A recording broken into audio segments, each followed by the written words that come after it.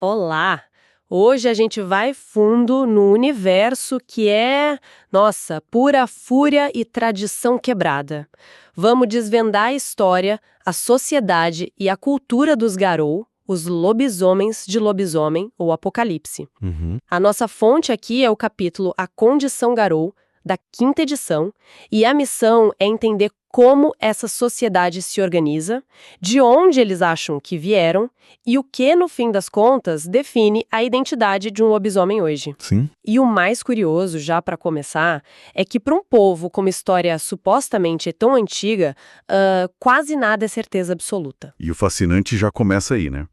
A própria natureza da história Garou, que é totalmente baseada na oralidade, já diz tudo sobre eles. Exato. Não é uma história de fatos registrados em livros, mas de lendas, de canções, de memórias coletivas. Isso significa que a verdade é fluida, é contestável. Sim. Cada tribo, cada ancião pode ter sua própria versão dos fatos. E isso, claro, é um prato cheio para conflito. É um prato cheio. O material já abre com esse tapa na cara, sabe? A história deles é uma sombra do passado. Não existem períodos claros como os nossos, tipo Idade Média, Renascimento, nada disso. Não. A linha do tempo deles é marcada por grandes eventos que todo mundo concorda que aconteceram. Mas os detalhes? Ah, os detalhes. Os detalhes são um campo de batalha. Totalmente. Eles usam um conceito de memória coletiva, que é basicamente a gente sabe que aconteceu porque todo mundo lembra. Só que sem prova concreta nenhuma. O que, narrativamente falando, é genial. Transforma a história numa arma. Uhum. Se você consegue convencer os outros de que a sua versão do passado é a correta, você justifica suas ações no presente. É uma disputa constante por legitimidade. E o primeiro grande mito fundador que eles discutem é o tal do Império. Uma era de ouro lá na antiguidade, quando os lobisomens, supostamente a mando de Gaia, mantinham a humanidade sob controle. E por controle a gente entende basicamente um controle populacional bem brutal. Bem brutal. Eles caçavam e matavam o que consideravam o excedente de humanos para frear a expansão. Só que essa é a versão Garou da história, né? E é uma versão bem egocêntrica. Com certeza. O próprio material aponta que outros metamorfos, como os homens-urso, os homens-corvo, contestam isso violentamente. Sim. Para eles, os Garou não eram os únicos guardiões, e talvez nem fossem os mais sábios. Muitos os viam como carniceiros violentos. Isso já planta uma semente de desconfiança que dura até hoje. Aí é que o negócio fica realmente interessante. Ninguém sabe quando o Império começou ou terminou. E o livro joga duas teorias na mesa, ambas ligadas à prata, que é a grande fraqueza deles. E são completo oposto uma da outra. Exato. O que é perfeito para ilustrar a confusão que eles vivem. A primeira teoria diz que o Império começou depois que os humanos descobriram que a prata feria os lobisomens. Aham. Isso teria dado aos humanos uma vantagem, forçando os Garou a agir de forma mais organizada e violenta para reafirmar o domínio. Uma reação a uma ameaça. Já a segunda teoria é bem mais sombria para eles. Muito mais. Diz que os Garou se tornaram tão arrogantes e a matança de humanos saiu tanto do controle que a própria Gaia, ou algum outro espírito poderoso, sussurrou o segredo da prata no ouvido dos humanos. Foi um jeito de dar aos mais fracos uma forma de se defenderem dos seus próprios protetores. Quer dizer, nesse cenário, a prata não é uma arma do inimigo. É uma punição divina. Pensa no impacto disso. A identidade de um povo pode ser: somos os heróis que reagiram ou somos os tiranos que foram punidos. E ninguém saber qual é a verdade. Exato. Isso define a paranoia e a incerteza que eles vivem. Mas, independentemente da origem, o resultado duradouro foi um só. O delírio. Sim, o delírio. Aquele medo ancestral, quase genético, que os humanos têm de lobisomens. Quando uma pessoa normal vê um Garou na sua forma de guerra, o Crinos, aquele monstro de quase 3 metros de altura, o cérebro dela simplesmente pifa. A pessoa tenta racionalizar, acha que foi um urso, um truque de luz, ou simplesmente apaga a memória. É uma cicatriz psicológica profunda na alma da humanidade, deixada por séculos de massacres. Depois que o Império ruiu, ou seja lá como for, veio um período chamado de concórdia e sigilo. Isso. Os Garou fizeram um pacto, Chega de interferir abertamente. Eles iam se esconder da humanidade, virar mitos, lendas sussurradas. A ideia era deixar a humanidade em paz. Só que teve uma consequência desastrosa que eles não previram. Pois é. Ao pararem de lutar contra a humanidade, eles começaram a lutar muito mais entre si. A competição por território, por poder, por locais sagrados, os cairns, tudo isso explodiu. As rixas internas viraram o foco principal. E se a gente conectar isso ao quadro geral? Foi o maior erro estratégico da história Garou. Sem dúvida. Ao se retirarem para as sombras, eles deram carta branca para a humanidade crescer de forma exponencial e descontrolada. Cidades, indústrias, poluição. Séculos depois, esse crescimento abriu as portas para as forças que eles mais temem, ao Wyrm e ao Weaver, que são, a corrupção e a estagnação que estão causando o apocalipse. Eles se esconderam para se proteger e, no processo, condenaram o mundo. Exatamente. E para tentar consertar essa bagunça toda, eles criaram a Nação Garou. Uma bela ideia no papel. No papel, perfeita, uma aliança de todas as tribos para trabalharem juntas de novo. Mas, na prática, foi um fracasso retumbante. O livro descreve como muitos lobisomens foram seduzidos por interesses humanos. Poder, riqueza, até laços familiares. Sim, porque Garou podem nascer de pais humanos, ter parentes que precisam proteger. E isso levou a cenários bizarros. Com certeza. Garou manipulando guerras humanas, participando de massacres coloniais, tudo em nome de proteger seus interesses. E esse conflito de lealdades corroeu a nação Garou por dentro. Totalmente. Ela foi se fragmentando, se quebrando, até chegar no estado atual, na era do apocalipse. Que é uma nação só no nome. Na prática está fraca, dividida, quase irrelevante. Ufa, é muita camada para desembrulhar. Entender essas facções, essas histórias cheias de versões conflitantes, exige foco, uma capacidade de conectar informações complexas, né? Sim. Não é à toa que quem curte RPG já tem essa veia mais criativa, é mais envolvido com leitura, com análise. Exato. E essa habilidade de mergulhar no material denso e conectar os pontos é crucial não só aqui.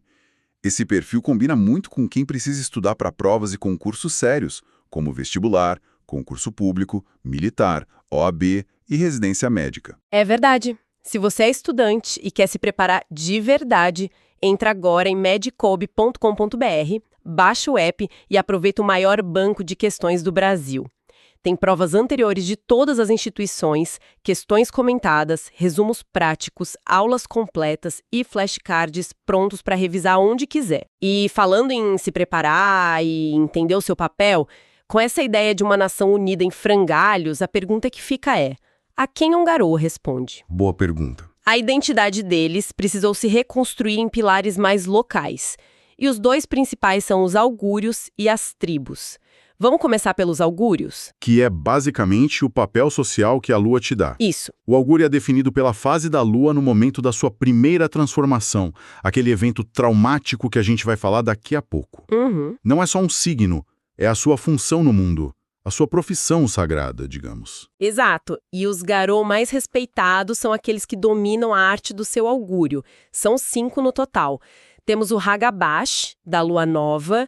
Ele é o questionador, o trapaceiro, aquele que tem o dever de desafiar as tradições e apontar as falhas dos líderes. Em seguida vem o Teurge, da Lua Crescente. É o místico, o xamã, a ponte entre o mundo físico e o espiritual, a Umbra. Ele lida com rituais, espíritos, profecias. Na meia-lua nasce o Philodox, o juiz. O papel dele é preservar e interpretar a litânia, a lei Garou, e arbitrar as disputas.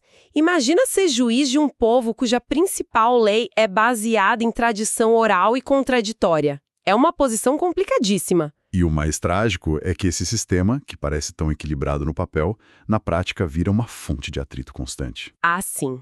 Um Arohon, o guerreiro da lua cheia, pode ver o questionamento de um Hagabash não como sabedoria, mas como covardia ou insubordinação. Com certeza. A harmonia é o ideal, mas a realidade cotidiana deles é o conflito de papéis.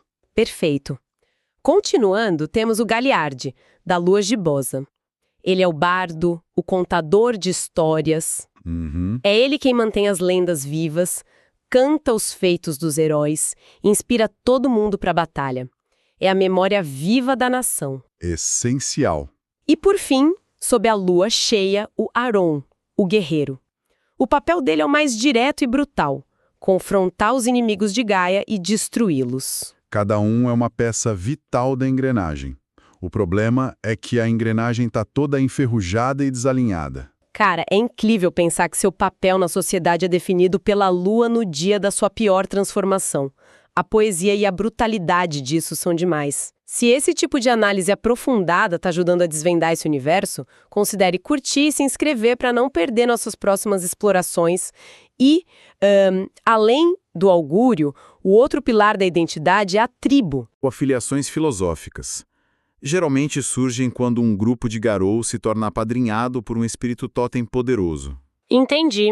Eles passam a incorporar a filosofia e os objetivos desse espírito. E aqui a coisa fica ainda mais complexa. O livro lista 11 tribos jogáveis. Em vez de só listar, vamos ver como elas se chocam, né? Ótima ideia. Por exemplo, você tem o conflito clássico entre natureza e tecnologia. De um lado, os garras vermelhas, que são a voz da natureza selvagem dos animais. Puristas. Puristas totais.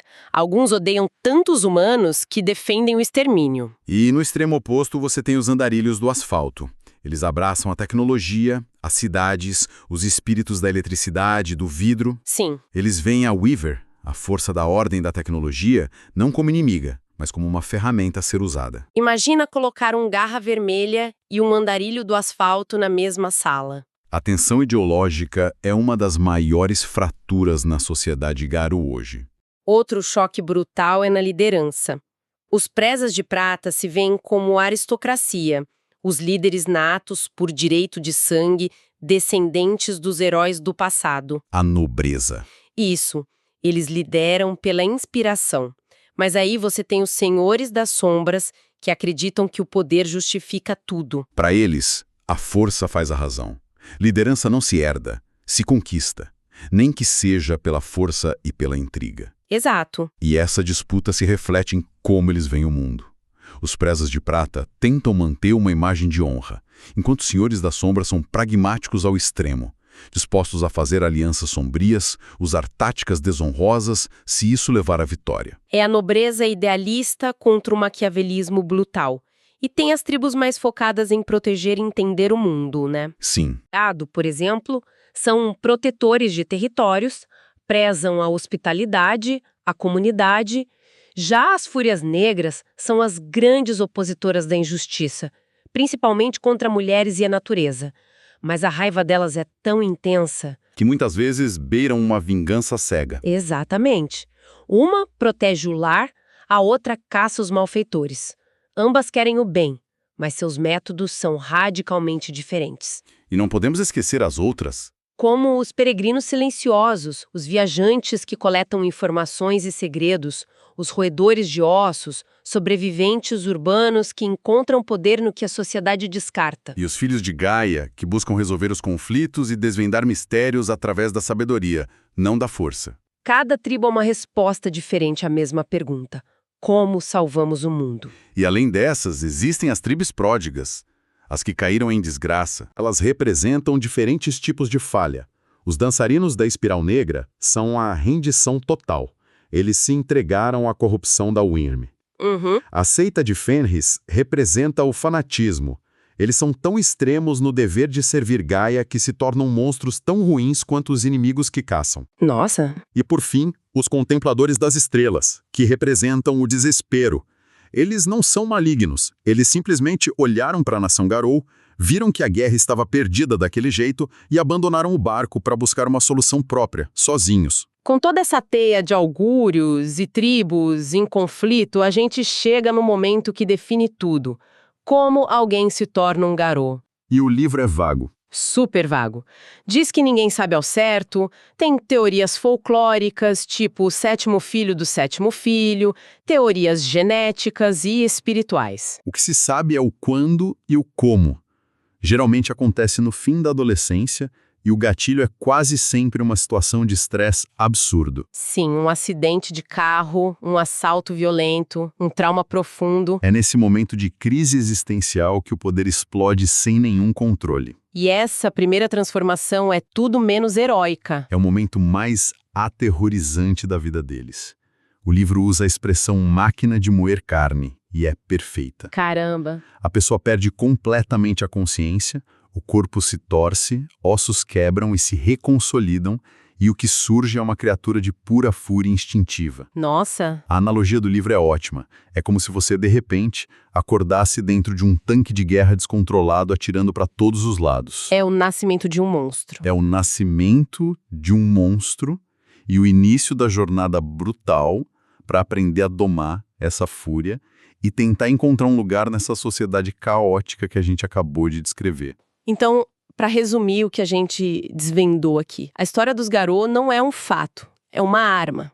Sim. A grande nação que eles tentaram construir ruiu por causa das próprias disputas internas. E a identidade de cada um deles hoje é forjada na tensão entre um papel social dado pela Lua e uma lealdade tribal cheia de dogmas, tudo isso enquanto o mundo acaba ao redor deles. O que nos deixa com uma reflexão para fechar. Se a história que define seu povo é tão subjetiva como um lobisomem, individualmente lida com isso. Como a sua identidade, definida por um augúrio e uma tribo com regras tão rígidas, sobrevive ao choque com as verdades contraditórias sobre o passado e o propósito da sua própria existência. No fim, a guerra mais difícil que um Garou enfrenta não é contra monstros externos, mas contra a própria história e a natureza fragmentada